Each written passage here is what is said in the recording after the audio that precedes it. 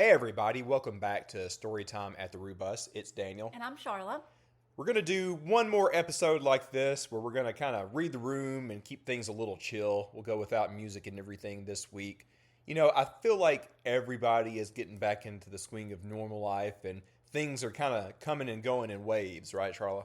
Oh, absolutely. It's kind of just now really hitting me now that we're getting back to normal. Yeah, I haven't really been able to get back to quote unquote normal ever since we left because I had a work trip and then I went on that work trip last week, which, shout out to Sage and Delaney and all of them for coming to hang out with me while I was working down in Florida. It's always, man, it's a blessing to have so many friends in different towns that I can go hang with when I'm traveling all over the place for work, you know? That's cool. Yeah, we went to this fancy jazz club restaurant that Sage picked. And by the way, that is the same Sage that came and sang a song with DJ Catlow Wednesday. So shout out to her. She really hooked me Sage up. camped with us this year. Yeah. Man, she is a delight. I always have the best time with her. She's kind of turned into like one of these people that I kind of think of as like a little sister type. But it's always a blast with her. Thanks to Sage for singing with Catlow and also to Skylar for doing one too. We'll talk about that some other time. But yeah, we're kind of doing another off-kilter episode, so no intro music or crazy things or whatever. We are going to have a small panel with a couple of people from our Discord here in a little bit. I wanted to hear some other opinions so you can hear from some people other than Daniel and Charla about what happened when we were at Rue and everything. But I think we still have a lot to go through. There's been a lot that has been on our minds, and there has been some news that has come up since we last spoke. I know you have a lot of notes to go through, but do you want to talk about the 100% refunds and the survey that went out in the past week or so? That all seems to have happened since we recorded. Sure. Why don't you start us off, Daniel?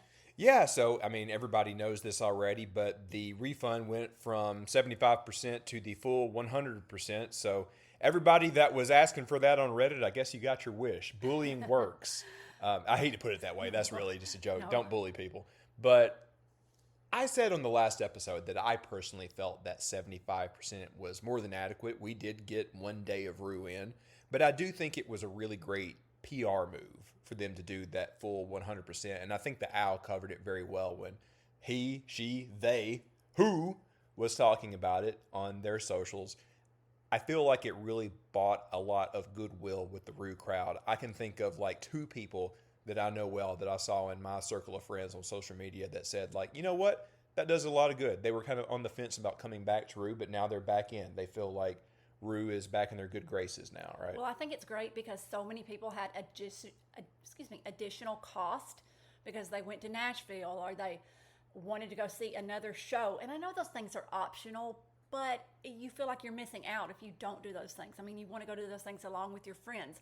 So many people did have additional cost. So that 100% really, really helps people. Yeah, and I think it does a lot of good for the other costs that people had in going to Rue, you know, because there was gas, there was extra clothes, there was food, there was a lot of things.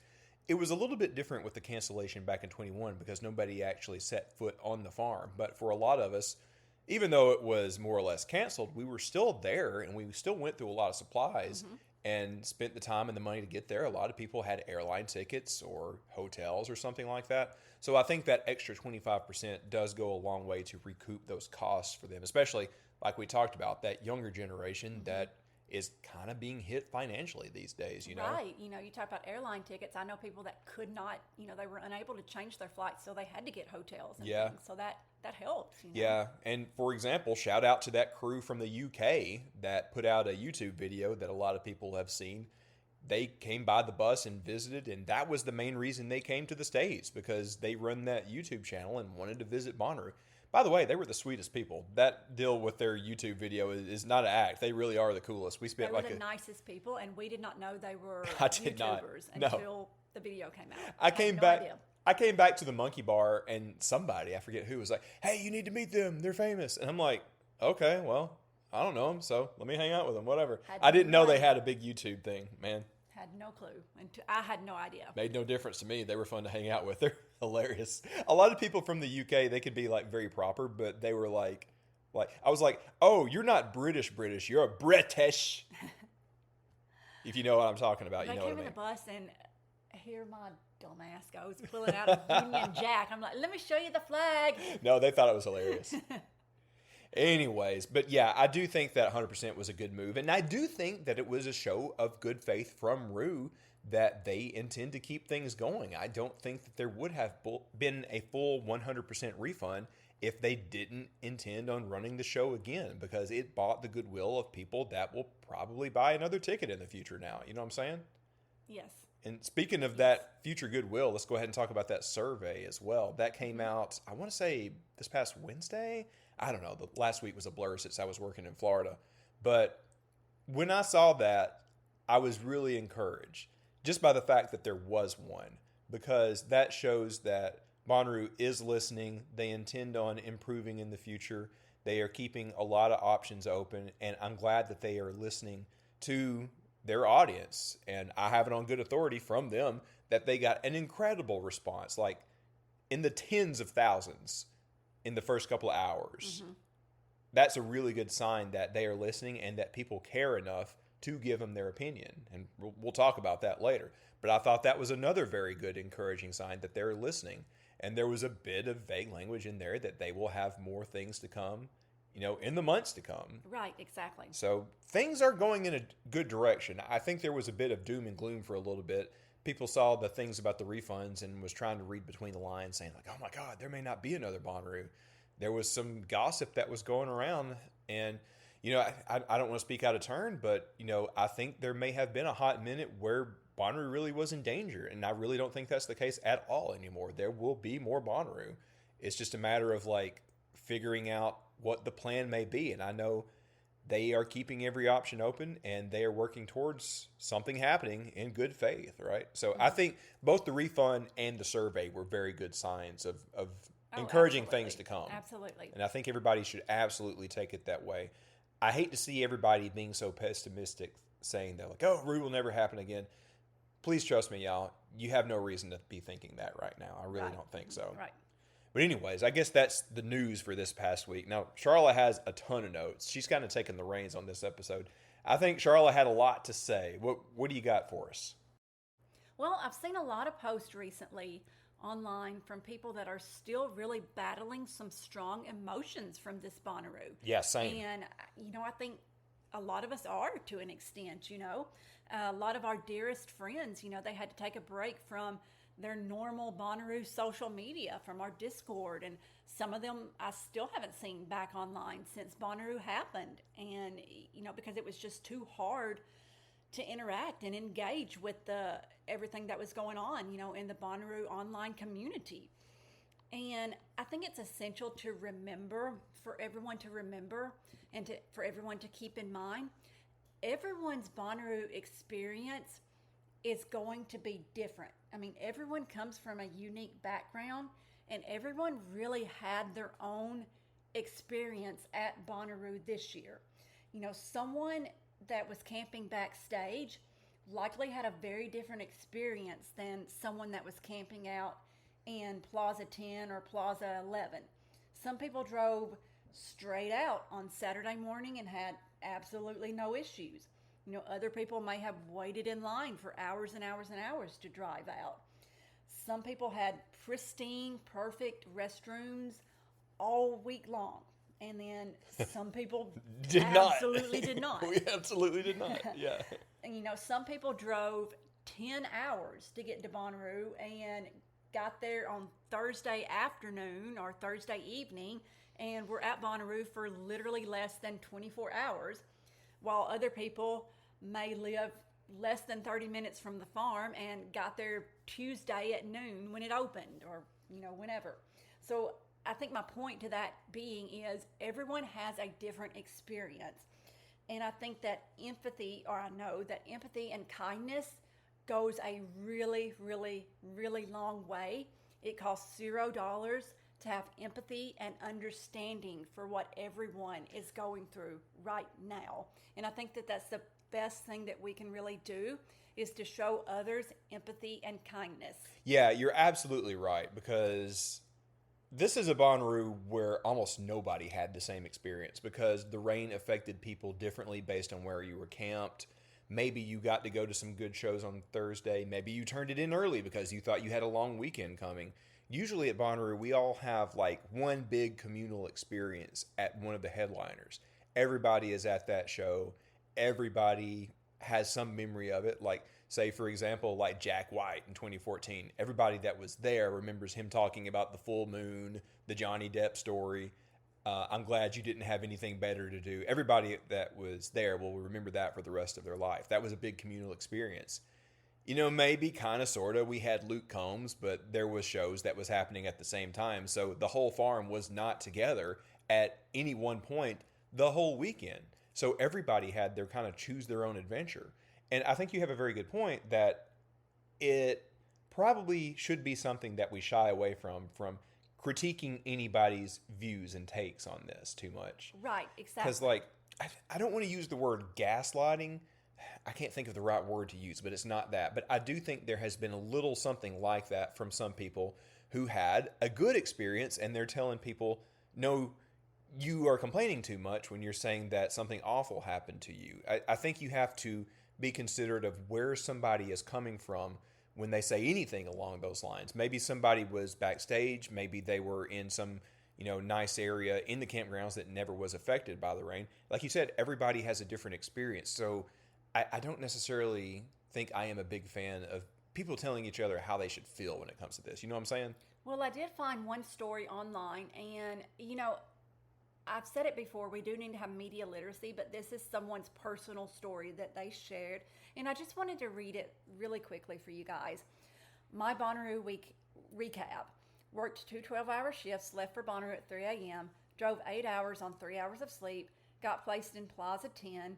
Camp has no service. Bathrooms/showers were down all of Friday morning. Rain starts while I'm waiting in line to use the most horrendous porta potty I've ever seen. Walked to Center to find out it's closed. Go back to camp to find out the camp is flooded. Ugh. Spent 3 hours getting the water out and reinforcing our tent. Found out Roo was canceled at 7 p.m. Ran around camp because someone needed Narcan and our medic was missing.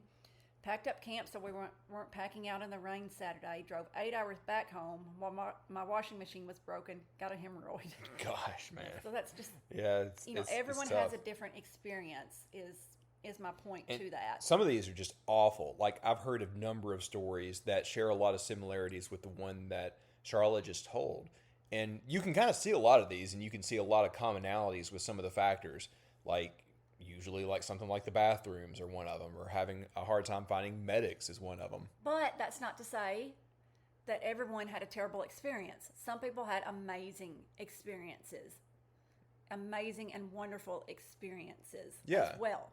I know a lot of people, had a great time, and even though we only got 1 day inside Centeroo, they had a fabulous time, and their camp didn't flood. They didn't have any issues getting out, and that's awesome. I'm just stating that everyone had a different experience. Yeah, yeah. And with that being said, let's move on. With that being said, I haven't really shared my personal story yet. I haven't shared it anywhere online. I haven't shared it in Discord, Instagram, whatever. I haven't shared my personal story yet, and I just kind of wanted to take this opportunity to be able to share my story with you guys. And it's very personal to me, and It's okay. This is a very different kind of episode. Yes, this You is a can very go different there. Kind of Yeah. episode. I've really been holding this in a little bit because I wanted to make space for other people first. That was the first and foremost thing. I wanted to make that space for other people because it's never about Daniel or myself. It's about other people. And normally, we do not, we didn't want, when we did the last episode, we did not want to cross Totem and Rubus at all. But I do have to talk about Totem in this just to share my story somewhat. So just keep that in mind a little bit. Yeah, now, we do want to reiterate that, this past episode and this one that we're recording now aren't, related to Totem. We are skipping the Patreon stuff for now because we don't want to mix church and state. These episodes that you heard last week and are hearing now are just Daniel and Charlotte on behalf of the Rubus. It has nothing to do with Totem. So anything that we say doesn't reflect the Totem organization. So I just want to put that out there. Even though Charlotte is talking about her experiences with that, we're speaking on behalf of ourselves, not the nonprofit. So when Daniel first approached me maybe a couple of years ago about starting a nonprofit organization, I don't think that I really expected myself to dive this much into it, to really put this much work into it. I can attest. I see you're working hard on it. But really and truly, for months and months leading up to Bonnaroo, it wasn't just myself putting work into it, it was our team and our board putting work into it. You know, I saw our team really, really, really working hard on it. We would not have had a booth in Planet Roo, literally, if it wasn't for our board showing up just over and over and over again. Yeah, Jax especially. You know, from managing and doing that long application process to bringing, you know, the set design experience to building out our booth, our team just absolutely just crushed everything.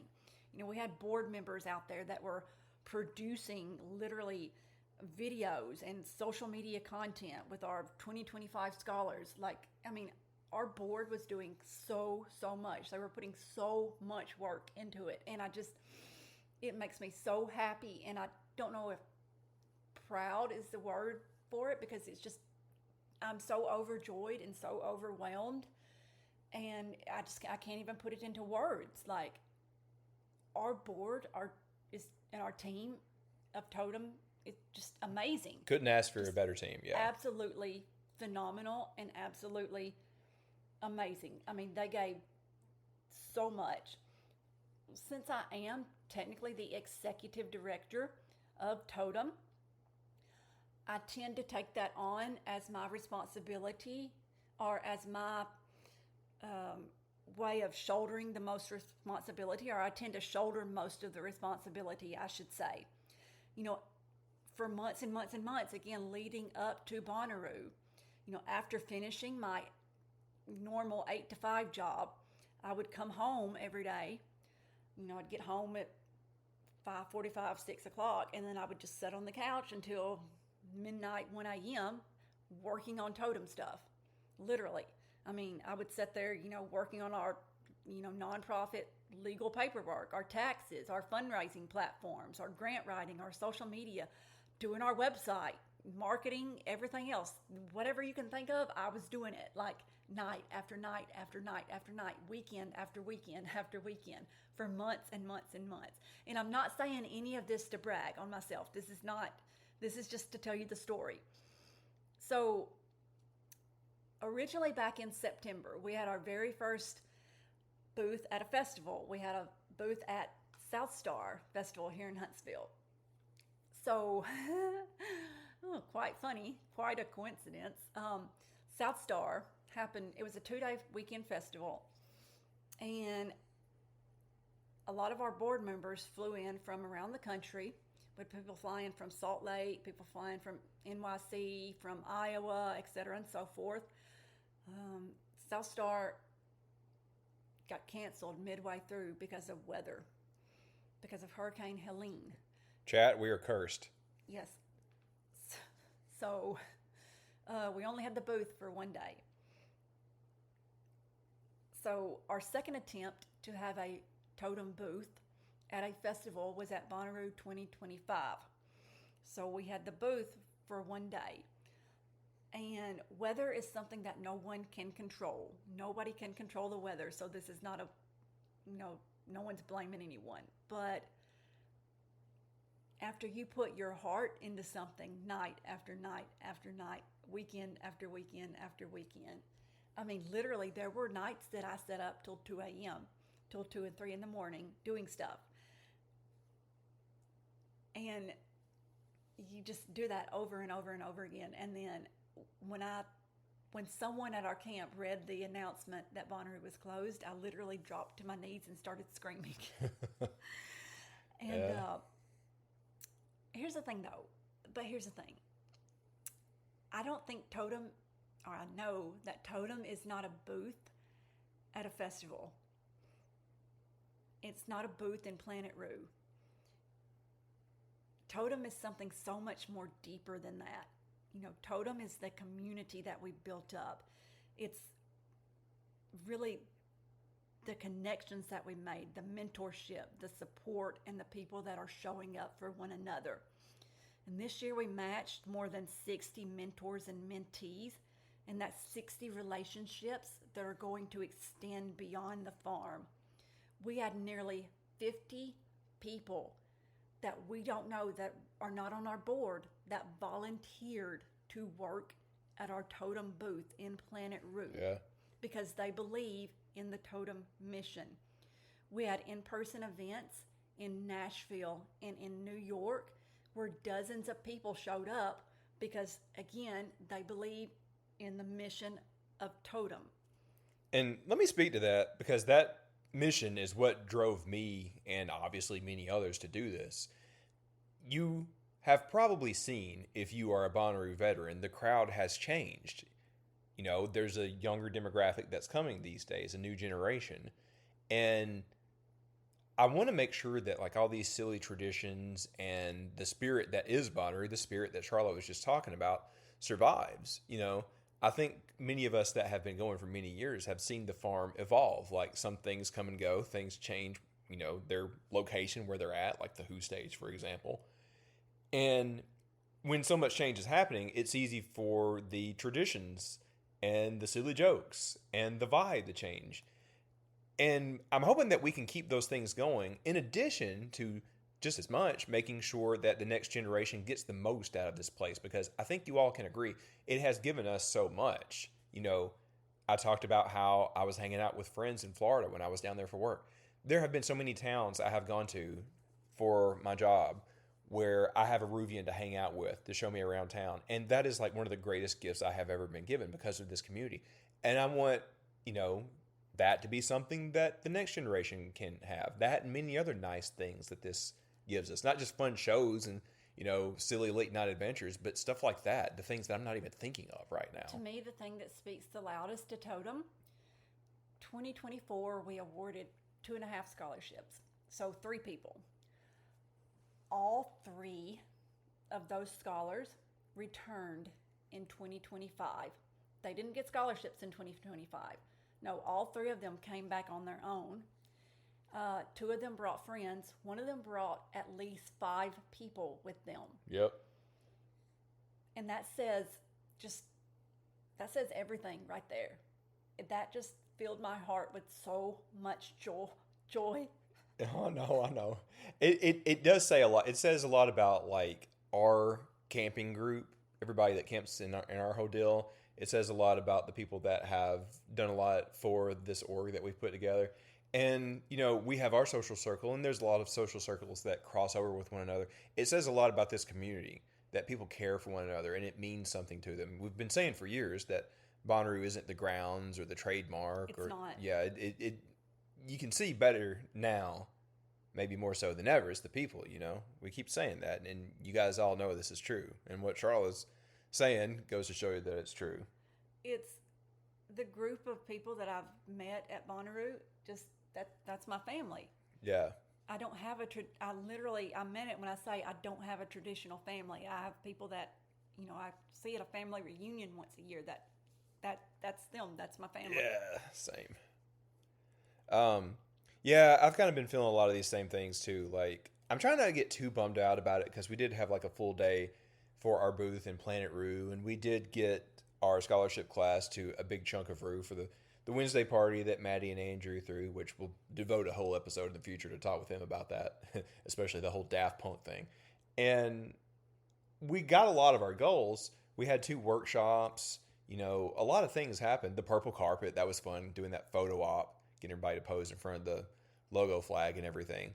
But there was more to do, you know, and we published a thing on Totem today saying, like, we fully intend to invite the 25 class back to fulfill our promise and get them to a full Roo. That'll be fun to get them there along with the next class.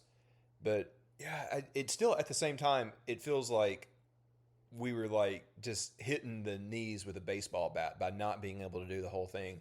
You know, Charlotte talked about how much she worked on it. I mean, it wasn't just her, you know, it was like a lot of our crew that put so much time into it. So to feel like we didn't get to see the fruits of our labor, it sucks. And I try to remind myself there are a lot of staff and crew who are probably feeling that kind of thing Oh, tremendously as well. 1000%. Because you got to think there's a ton of people with so many different things. Like, say, for example, the House of Yes, we had them on the podcast.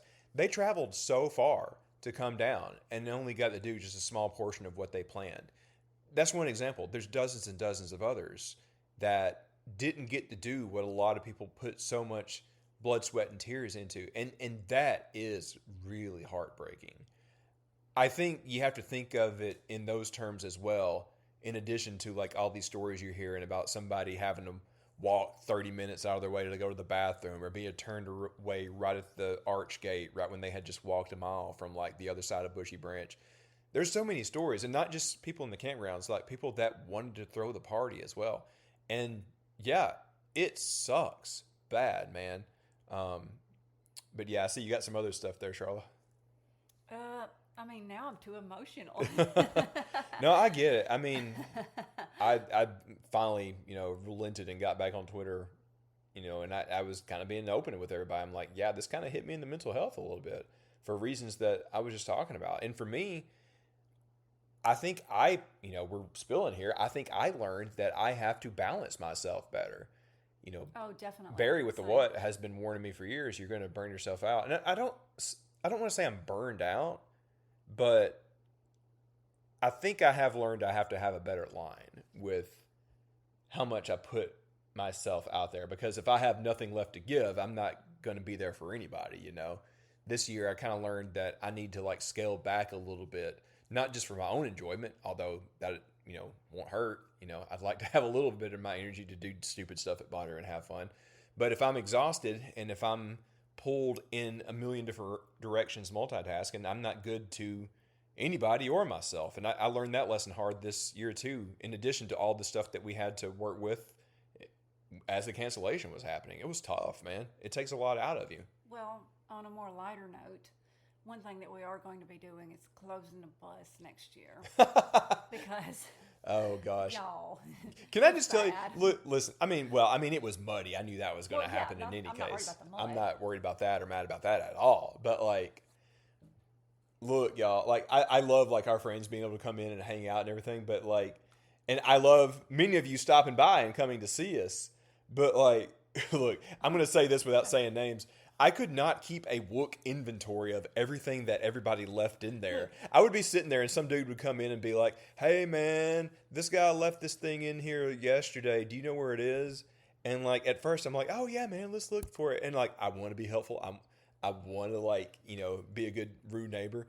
But at a certain point, I'm like, I don't think I can help with this. I want to, but I can't. Wait. Okay. We have a new folks story. Oh, gosh. A new folks story is about to drop right now. Yeah. So, this is pretty good. So, okay, I don't want to go into too many details because this person, I doubt this young Wook is listening, but, so. You never know, man. We're leaving Bonnaroo after getting turned around and trying to drive out a gate that wasn't really a gate. So we're finally on our way out. And we're trucking along in the bus. And,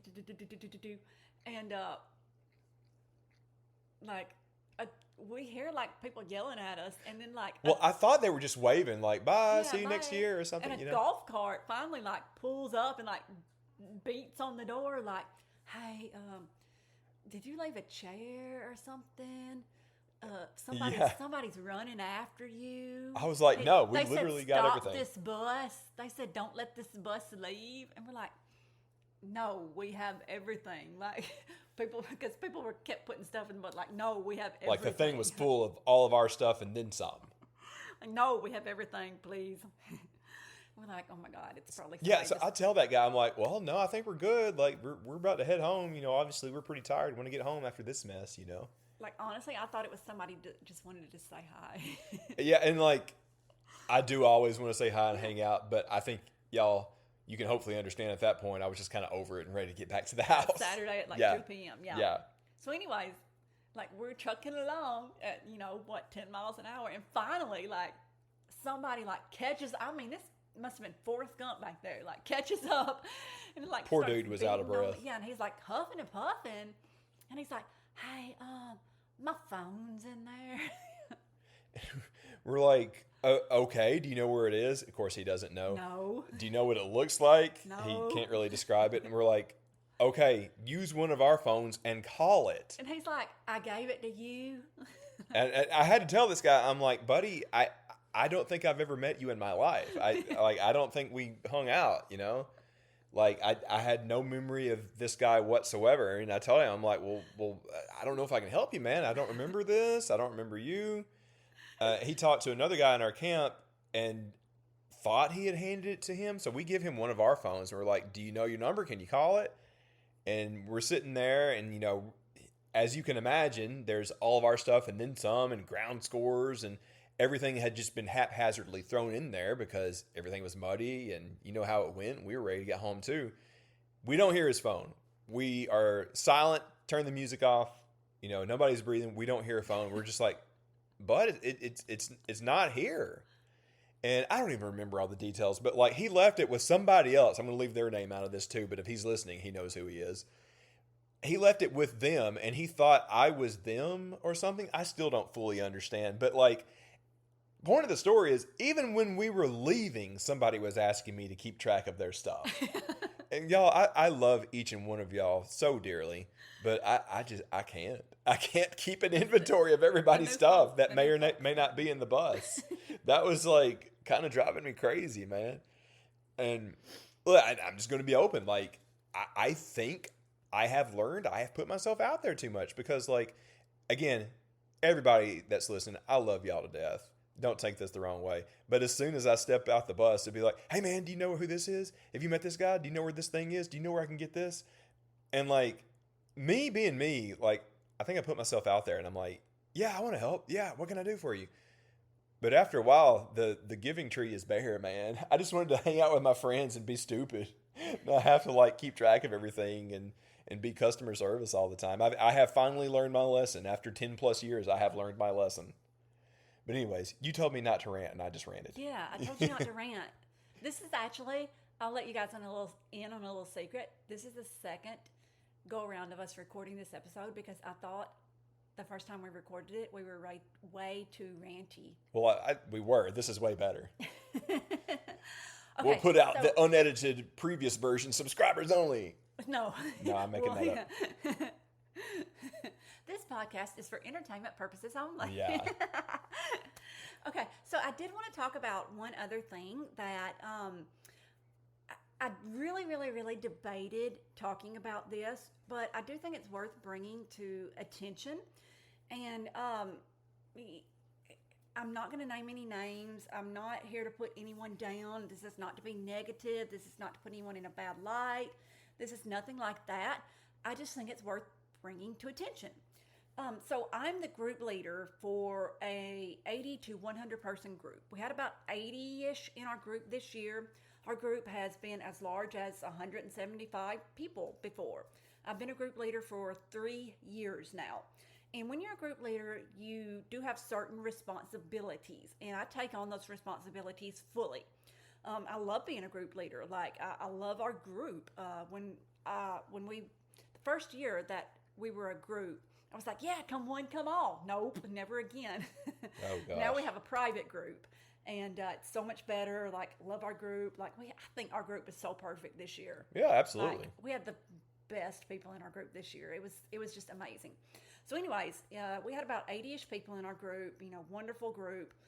Well, this year, our group was between two renegade stages. And one of them was of Burning Man level quality. And when I say stages, renegade stages, I don't mean someone next to their tent with a little DJ board and a Bluetooth speaker. I mean literal renegade stages. Like I said, one was Burning Man level quality. And like I said, I won't go too deep into that, but being between two actual stages, like our group was like right there between those. And, as a group leader, like I said, I'm responsible for the safety and well-being of my group. It's never my intention to be a high maintenance person or to be intrusive, but when my group members don't feel safe, like I said, I'm responsible for that. So when we have random people wandering into our group area that are not with our group, that becomes a safety concern. When Yeah. my group members aren't able to access things in our plaza like our restrooms, our plaza amenities, that's something that as a group leader, I take on that responsibility. And, we all want to build something magical at Bonnaroo, and that's amazing, and I think that's wonderful. But we all have to feel safe at Bonnaroo as well. And we have to enjoy, the space that we worked so hard to create. And if I had one suggestion for Bonnaroo in the future, it would be to consider creating sound camps like they do at Burning Man. Yeah, I think that's the coolest idea over there at Burning Man, where they have like specific areas where you have those kind of art cars and renegade stages and stuff. So, sound camps are specific areas of the camps where you have renegade stages. Yeah, so you can choose not to be there if you don't want to, Exactly. So or if you do want to be there. Either way. there was actually there was multiple giant debates on Reddit before Bonnaroo this year about should you do renegades at your camp? Da, da, da, da, da, da. I mean, it was huge fights, and multiple people said yes, multiple people said no. I mean, just giant fights, and I think Bonnaroo could really solve things like that by having sound camps. Yeah. So I have some thoughts on this. I want you to go ahead and finish your thoughts on this, and then I think we're going to cut in the interview that I had with our small panel from our Discord because we should hear from some other people other than just me and you. And then I'm going to share my thoughts on this after we come back after the break. But before we do, what else do you have on this? No, I just think sound camps would be a perfect idea for Bonnaroo. Well, That's my thoughts. I totally agree. Totally agree. So we do have two people from our Discord. I want to hear from some other campers. They were able to tell us quite a bit about what was going on in the RV camp. I think people have been hearing plenty from me and you. Yes. We should hear from some others. I think that went for about 20 minutes or so. And then we'll be back to kind of wrap up our thoughts. And I had some follow-up thoughts to what Charlotte just said as well. So we'll hang out with them, and then we'll be right back with you. Welcome back, everyone. We're doing kind of an impromptu panel this afternoon. It is Sunday afternoon, June the 29th. It's still June for a little bit longer, so happy Pride, everyone. Hope you're doing well. I've got a couple of friends from Rue that were there a couple of weeks ago. I wanted to hear some voices other than just mine and Charlotte's. We need to get some other people in on this to hear, how things went before the rain came, kind of what happened after the fact, and get their experience as well. So I got a couple of guys with me this afternoon. First off, this guy by I Am Rave Dad. He was one of the MVPs of the Wednesday event. How's it going, my dude? Introduce I'm yourself. I'm I'm doing well, man. Still getting over the cancel. Would have been my third Rue, which is kind of weird to say. I feel like I've been to a lot more than that for some reason. But overall, doing pretty good. Well, good. Well, I've got to brag on you. You really brought the party at the Wednesday event. After the sun went down, I saw the fruits of your labor, and I think everybody really enjoyed that. Why don't you tell us a little bit about what all you brought in for the Wednesday party? Oh yeah, so my end was working with Nick from Lunchbox.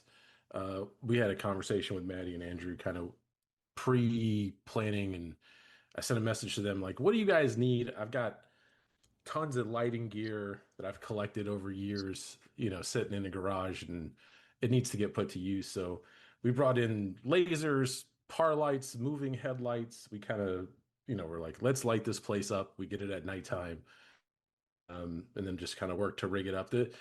It's a little difficult when you're doing it kind of impromptu. You don't know the set lists and all that kind of stuff in advance. So we did a lot of manual controls. But I think overall went really well. The lasers were dope. Since you had that big white canvas at the top of the tent, I saw it drawing hearts and all kind of things during Ari's set. That was a lot of fun. Yeah. So and shout out to Andrew from the Mirage in New York. That dude was an absolute MVP and helped out the whole time. So, we just brought the gear and had fun doing it. It was a blast. Thank you so much for your work, dude. I can't wait to see more of it when we all get to Halloween in October. Oh, I got big plans for that one, man. Heck yeah. So I wanted to talk kind of half and half. So first of all, tell me how everything went prior to Friday when everything started to fall apart. Like, did you still have a good time on the one day of Sinru that we did have?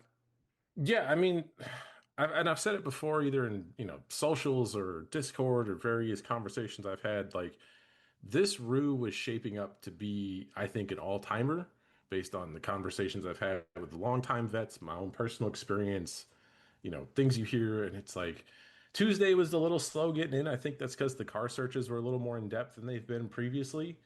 But once I got in, camp setup was easy. Tuesday night was great. Wednesday was awesome.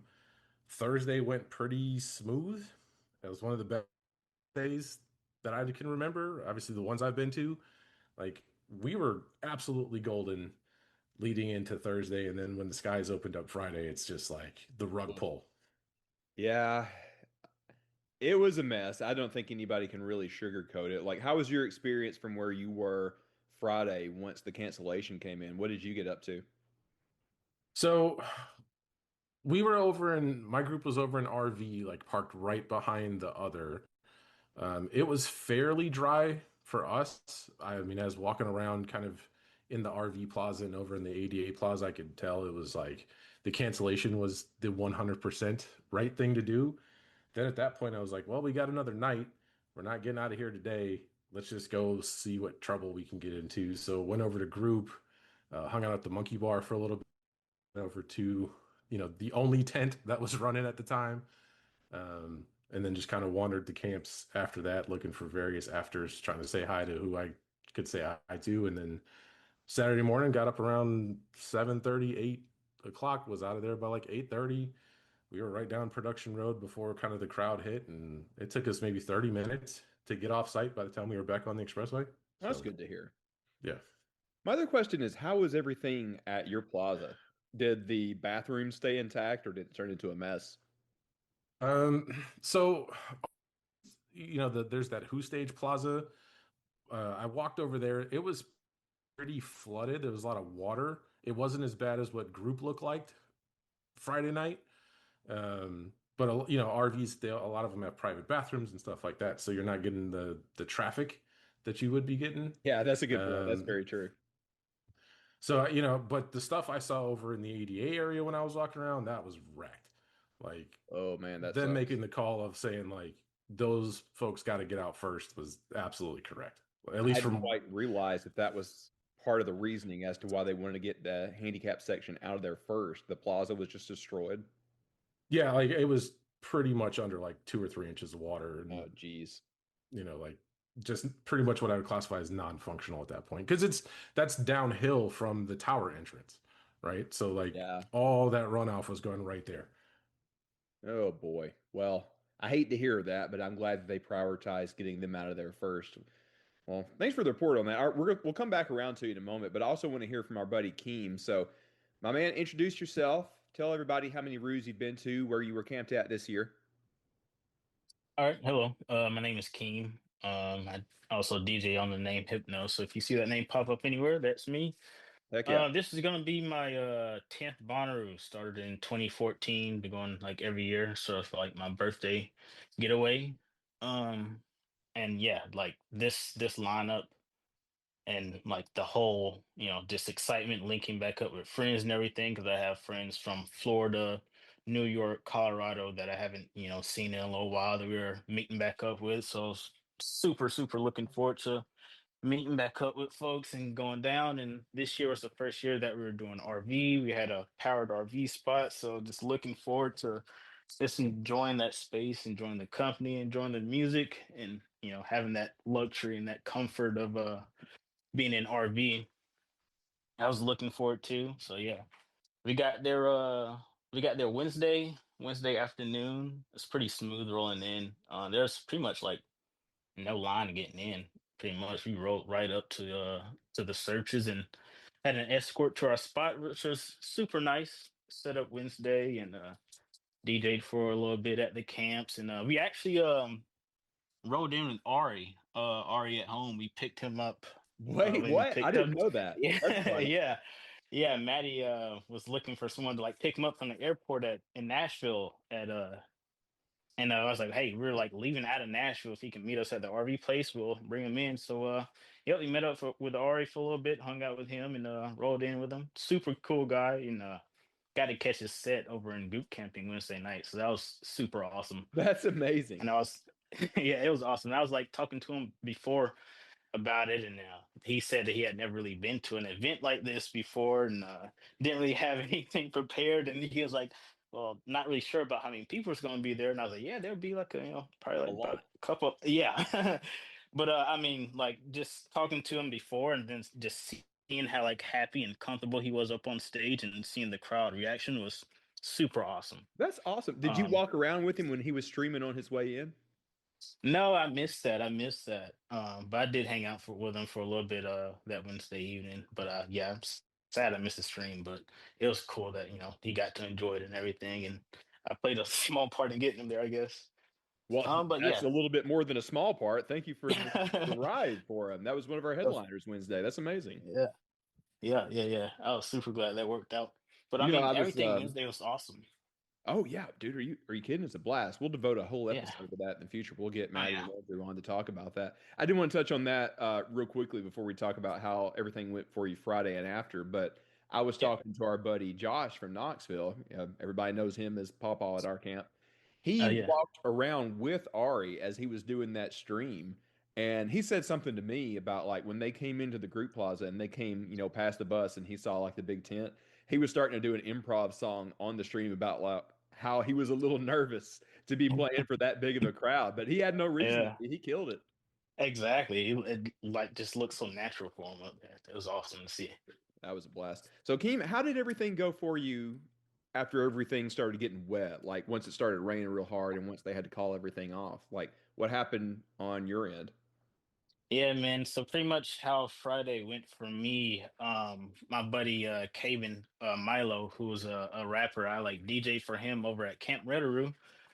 Friday morning around like I want to say noon, I got over there. And then like as we were setting up for that, I was like looking up at the sky and I could see the clouds rolling in. I was like, "Ah, man, it's looking like it's about to get a little bit fun out here."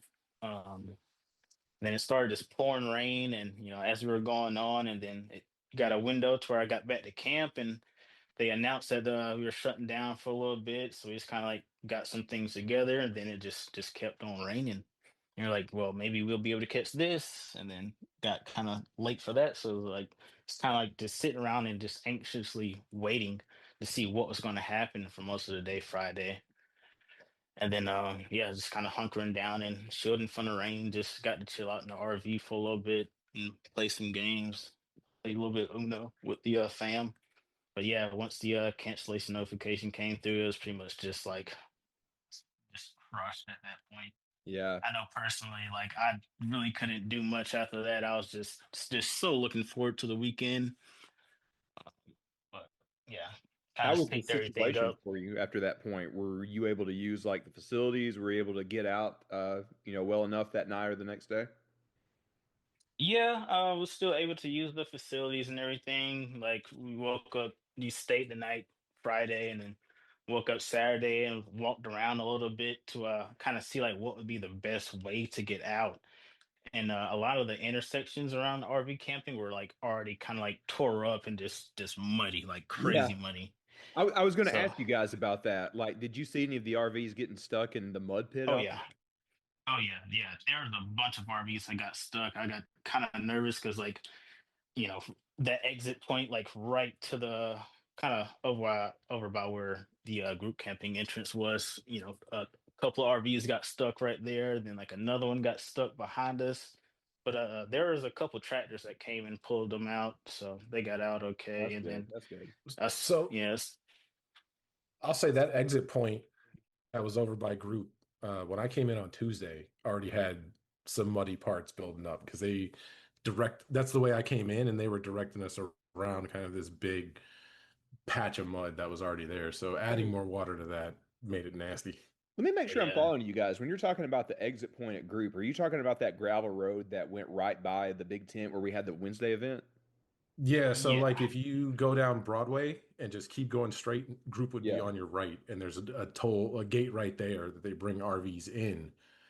And like I said, that curve down onto that gravel road that goes back to Bushy Branch, that was already muddy Oh yeah, I know on what you're Tuesday. talking about.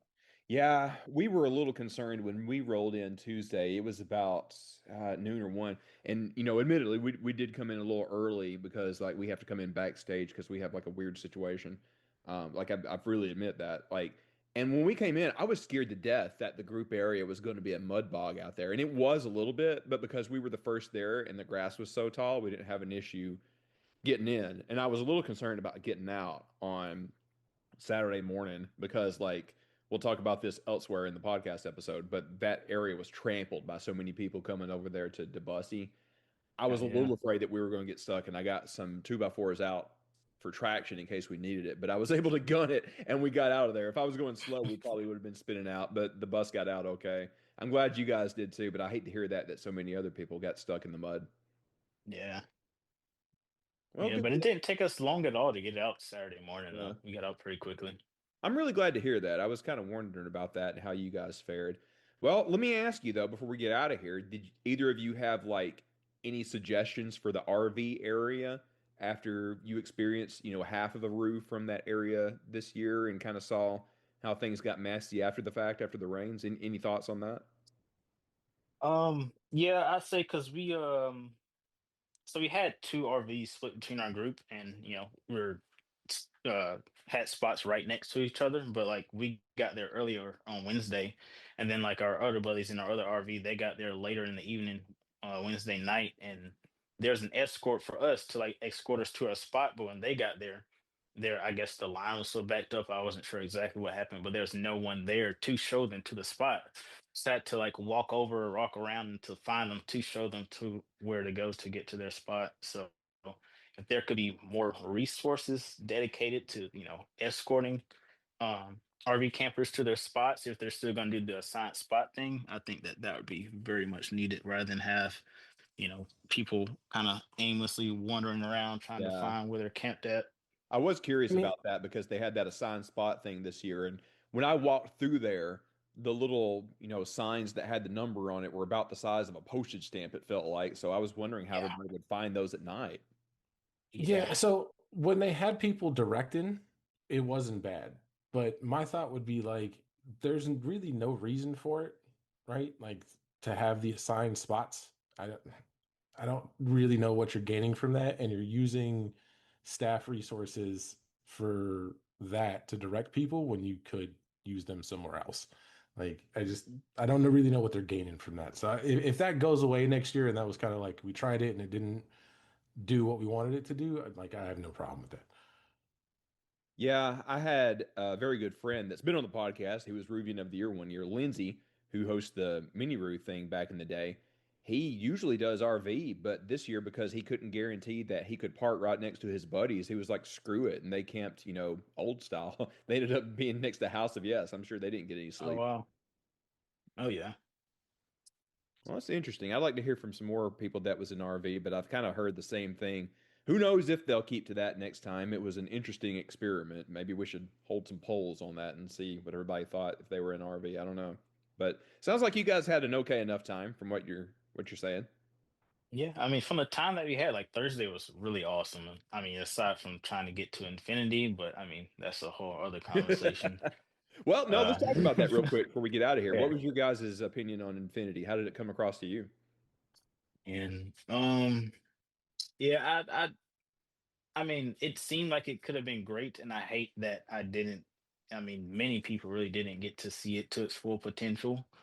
And it looks like it didn't get set up properly. I don't know exactly what happened with that, but there's supposed to be speakers, facing out from the crowd, but I really didn't see any. Like we were outside the ring for Rebecca Black, and it honestly sounded awful. And we were like right on the edge of one of the rings for the of the trees and take B back to back, and it didn't sound anything special, and it was just way too crowded. I think that they kind of went maybe a little bit overboard with the programming for that, or could have used some extra counter programming. But Mhm. yeah, I don't think that it was properly executed. Yeah, Yeah, I'll similar second that. sentiments. Yeah, go Like ahead. that's it was a great idea, but execution wise, it just didn't go off. And we don't know what may or may not was supposed to be added to that, right? Like, was it supposed to be bigger? Was it supposed to have a roof? Like, we have no idea. right? Yeah. Or was it completely done, right? If it was completely done, then it definitely did not live up to the hype, right? Now, if we get word later on, like, yeah, the rains leading up, we had to cut some things back or whatever, cool. Run it back next year, see what you can do, whatever. Like, but this is where we stand, I think, with Rue overall, is we don't know. So everything is speculation right now. And a lot of people are trying to get to that next, point of the off season, looking at potential lineups or changes or whatever, and everything has to be like, well, it's all speculation until we hear what's going on, and it's frustrating. Yeah. We may never hear, really. Yeah. Yeah, unfortunately. Yeah. Well, guys, I'm glad to have you on to talk about your experiences. Like I said at the beginning, I didn't want this to be only Daniel and Charla's, perspective, and we'll get more in future episodes. We kind of threw this together on the Sunday that we're recording this, but I appreciate you guys jumping on. It was good to get that perspective from the RV section. I'm glad you both got out with no hassle and everything. And Rave Dad, me and you got some business to attend to for Halloween here in a couple of months. For sure. Yeah. And Keem, thank you so much for jumping on with us. I got to hit up one of your shows next time we're around, man. I think I missed that. I got to see you next time. Yes, sir. There'll be more. If you're ever in Colombia, just let me know. We'll have something going on. I'm down. I'm down. Well, happy Rue, anyways, boys. I'll see you on the Discord. Thanks for jumping on with us tonight. We'll see you soon. All righty. All right. Take care. Thanks for having us. All right, thank you guys so much. That was awesome. I was wondering how the assigned spaces went this year, so that was really good to hear from them. Yeah, I think the jury may still be out on that. We'll Right, see. on Reddit, I've seen people that really enjoyed those assigned spaces, and some people just did not. So, Well, I mentioned to them, our good buddy and previous Ruvian of the Year, Lindsay, was not a fan so much that he was just like, screw it, I'm bringing a tent, doing it Right, old school. And I honestly couldn't believe it when he told me that a couple of months ago. I'm like, wow, you must really not be a fan of this idea Right. then. Because he loves being in his RV. He's always like, come down to the camp. You can come use the shitter in the RV. I love him to Right? death, but literally, sometimes he's Cousin Eddie from Christmas Vacation. Oh, I say that lovingly. Lindsay, if somebody tells you about this and you listen to this, I love you, buddy. Anyways, I wanted to follow up on what you were talking about. And again, this part 2 episode kind of deals a little bit more with our perspective on things, way more so than part 1, You were talking about those 2 renegade stages out in the camps. You were very diplomatic to not name one of them, but I do want to throw out one name because I think in many ways they did a fantastic job. The Debussy bus was very impressive. That was on the level of what I had seen at Burning Man with some of those art cars that you were talking about. it is, yes. The projection mapping that they did on the side was insane. I think what they were doing was on the level of Calliope. Calliope. Thank you. I think it was great that they had some extra programming. I will never try to imply that the stuff we do on Wednesday or whatever should be the only bus or the only show in town. Oh, to clarify that, yes, absolutely, 1,000%. I want there to be a lot more people that are putting on things. I'm trying to give you ideas to do your own thing by doing our things. That's what I've been trying to do for years. I'm just trying to kickstart everybody else into doing crazy stuff out in the campgrounds. So I do want to clarify that they did an amazing job, and I hung with them a time or two, and they were really chill. Obviously people are going to put 2 and 2 together and figure out that we're talking about what happened with them on Friday night. But I want to go ahead and say that was really nobody's fault. That was just a perfect storm of horseshit. That was nobody's fault in particular. A crowd showed up and that area wasn't really equipped for that. And I think some people tried to get it more equipped, but it wasn't anybody's fault. Things obviously went to a chaotic level on Friday night, and if you were there, you may have seen it. And if you didn't see the chaos, I'm glad that you had a great time at that show.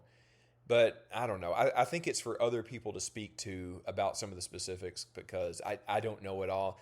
I'm just glad that what was potentially a dangerous situation did not get worse than it was. But all props to everybody for keeping it from kind of going over the tipping point.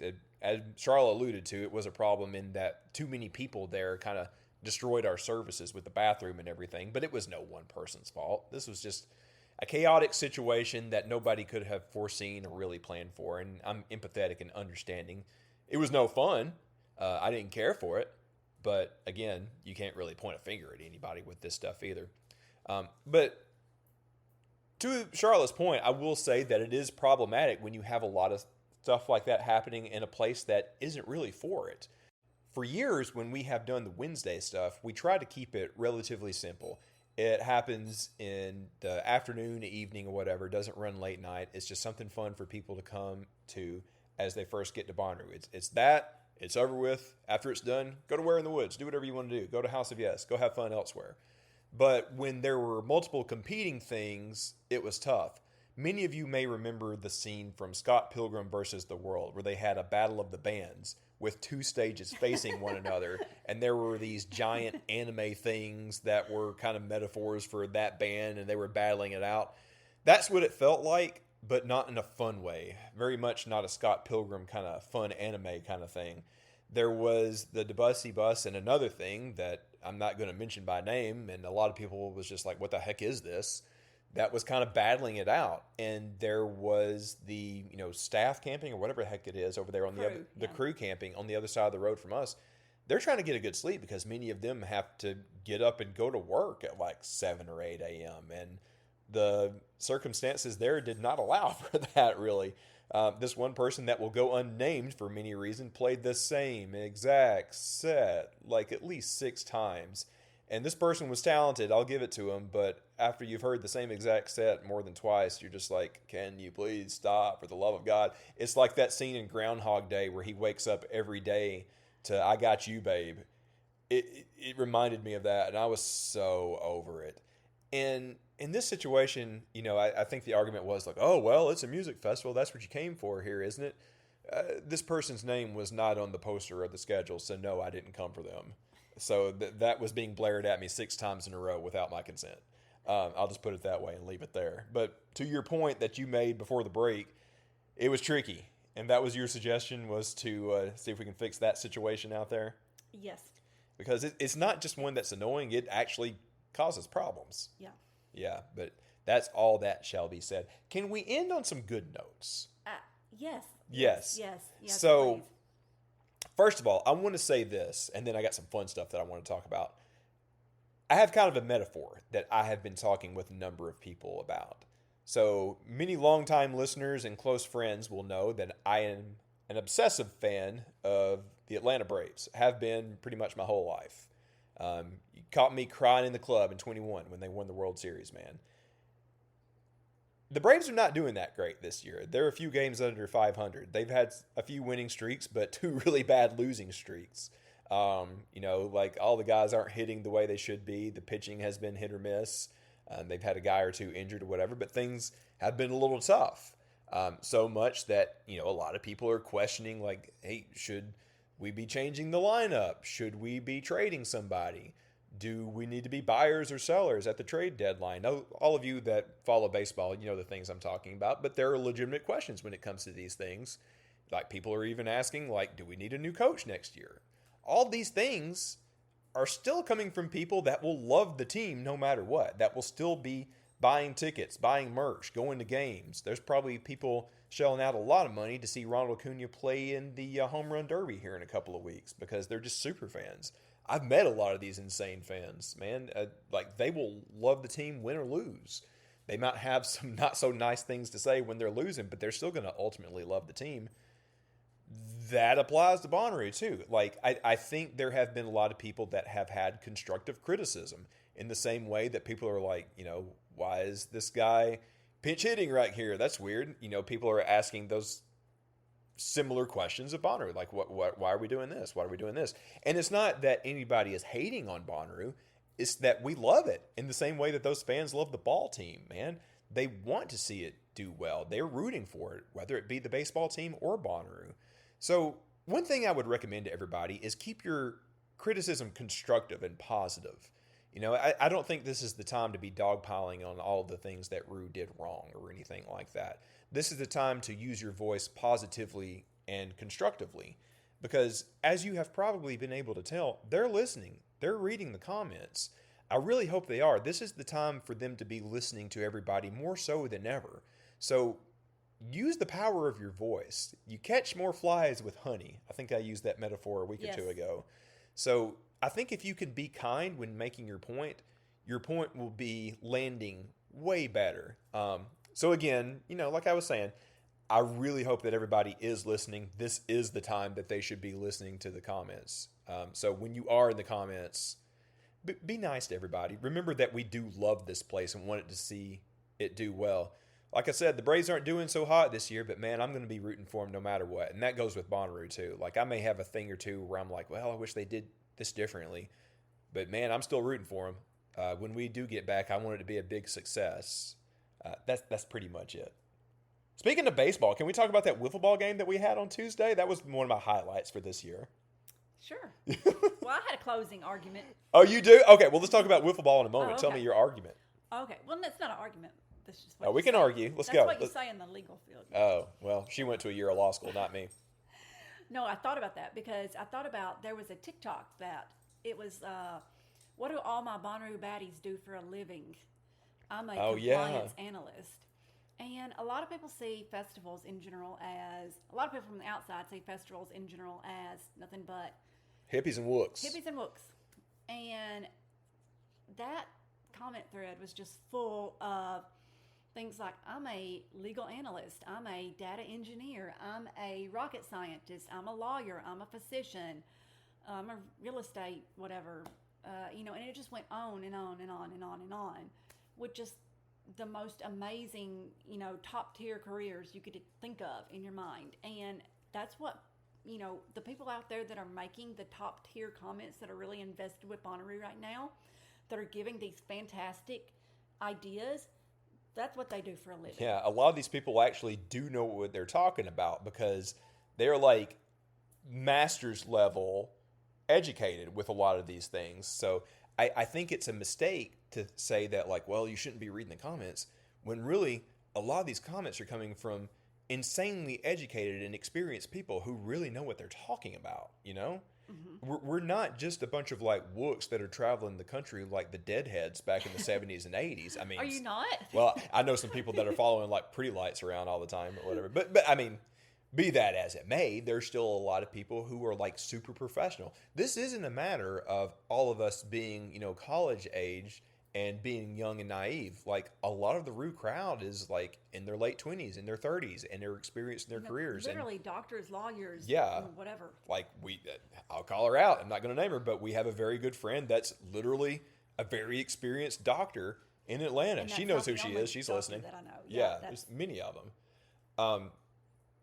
That's why you should be listening to the comments right now. That's why it's not the time to tune it out, because like, not only do people have a large investment in Bonnaroo, they know what they're talking about. Like, their advice is probably really good right now. So again, like I said, constructive criticism. I think you guys know that you're being listened to right now. Use the power of your voice positively and right wisely. now. And wisely, yes.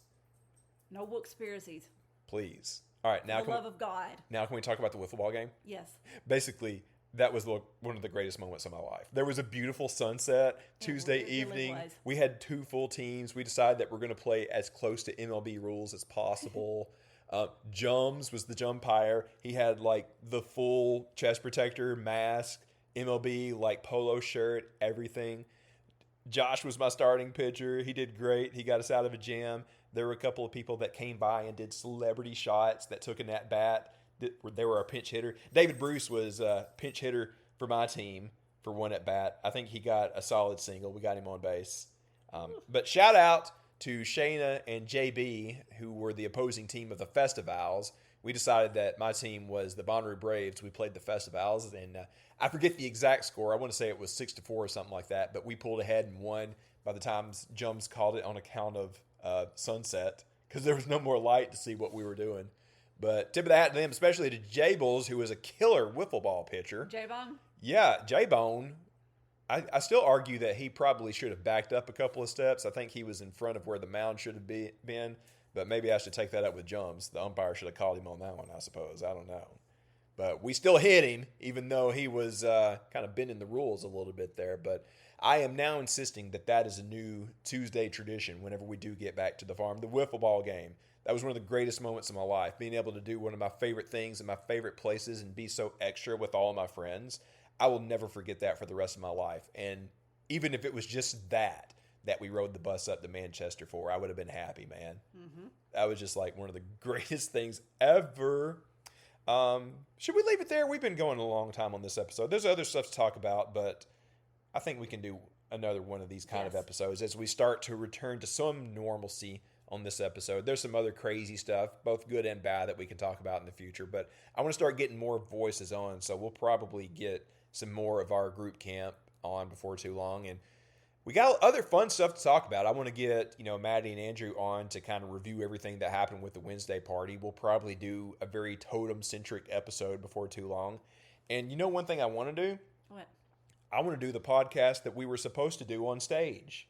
Yes. I want to get all the same people that we were going to cool. have to talk about the future of the Roo community through the lens of Totem, like we were going to do that Saturday, whatever the heck it was. We didn't get to do it because we got rained out. There was a river in front of Planet Roo, if you guys didn't know. I saw a video of it. It was ridiculous. But we'll just do it this way. I trust that we'll be able to do it on stage once we return, but we'll go ahead and publish the content that we were going to do for that. Just do it this way.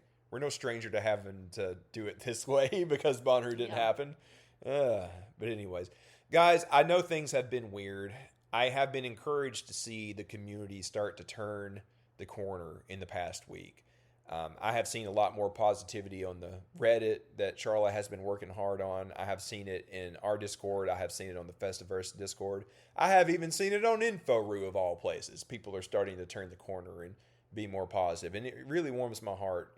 Sharla and I talked openly about how this has really bummed us out and how it's kind of taken a toll on, our mentals. But I'm going to be honest, I kind of soak up the mood from the community. So I was hurting for a week or two there, seeing how much everybody was struggling. But it has been encouraging to see so many of you, get a little bit more goofy in the comments these days. And I trust that everybody is doing well. I know that extra 25% in your pocket doesn't hurt, but a lot of us have been planning the next thing at Halloween or other shows and stuff like that. And, as Dr. Ian Malcolm said, life finds a way. And I think with Bonnaroo, that is the case as well. Oh, absolutely. I'm dropping the 90s references today. You are. Yeah. This episode's going to be like an hour and 30 minutes. Who cares? We had a lot to talk about. Well, that being the case, let's get out of here. We will have more to talk about next week. I thought that we were going to have to skip some weeks because there wouldn't be a lot to talk about because there would not be a Roo coming up for a while, but clearly there's more to talk about. So, with that being said, we'll see you next week. Until then, please, for the love of all things good in the world, get out there and radiate positivity. We need it right now, guys. Bye. We'll see you next week.